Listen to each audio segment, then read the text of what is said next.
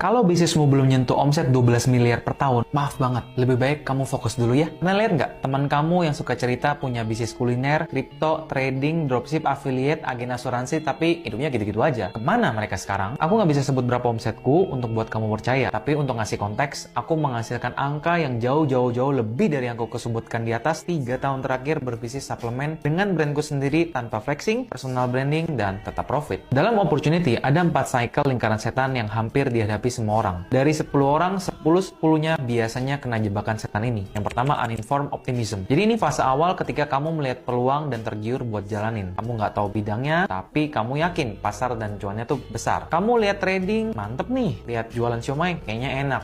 Affiliate kayaknya gacor. Forex cuan nih, semua kamu sikat. Lalu apa yang kamu lakukan? Buka bisnisnya dan jeder. Inform pessimism. Oh shit, saya baru ngerti bisnis kuliner ternyata nggak gampang ya. Apalagi sekarang di daerah saya, saingannya tuh banyak. Udah gitu fee grab naik sampai 35%. Belum biaya marketing, endorse, harga sewa naik. Perasaan udah coba trik ini tuh nggak jalan. Terus gimana? Lay of despair. Apa gue tutup aja ya ini bisnis ya? Gue pikir gampang, ternyata susah. Mana udah coming soon, udah something big is coming, terus pamer sana sini, temen udah datang semua, masa gue tutup sih? Apa gue nyerah ya? Jadi valley of despair ini lembah kegalauan atau titik nol. Biasanya kalau ini peluang pertama dan kamu bener-bener kepepet, mau nggak mau tuh pasti dijalanin. Dan kamu nggak akan tutup bisnis itu, tapi kamu akan ngotot buat beresin. Keempat, inform optimism. Kamu mulai bergaul, cari tahu, perbaiki, menteorikan dan ketemu strategi. Setelah strateginya berhasil, kamu jadi percaya diri. Lalu bisnismu jalan dan cuan datang. Apapun bidangnya, ketika dijalanin satu dan fokus, entah kenapa kok jadi berhasil. Masalahnya ya, penyakit ini nggak bakal hilang setelah kamu berhasil fokus di satu bidang dan mendapatkan uang. Karena waktu kamu punya uang, otak monyet kamu nih mulai uninformed optimism lagi atau nyari-nyari peluang baru. Karena kamu tuh udah punya duit, ngerasa hebat, bisa menguasai dunia, dan kamu pun mengulang uninformed optimism, yaitu fase ngelihat peluang dan pengen ambil. Habis itu inform pessimism lagi, fase yang udah jalanin ternyata nggak gampang dan harus diperbaiki bisnisnya. Tapi karena pecah fokus, energinya udah capek. Boro-boro perbaikin bisnis kedua, yang ada bisnis pertama nggak jalan, bisnis kedua nggak jalan. Atau kalau sama jalan, ya capeknya 2 kali, tapi kok hasilnya sama aja ya kayak buka satu bisnis. Udah sering saya ketemu triliuner di dunia ini, termasuk salah satu orang top 10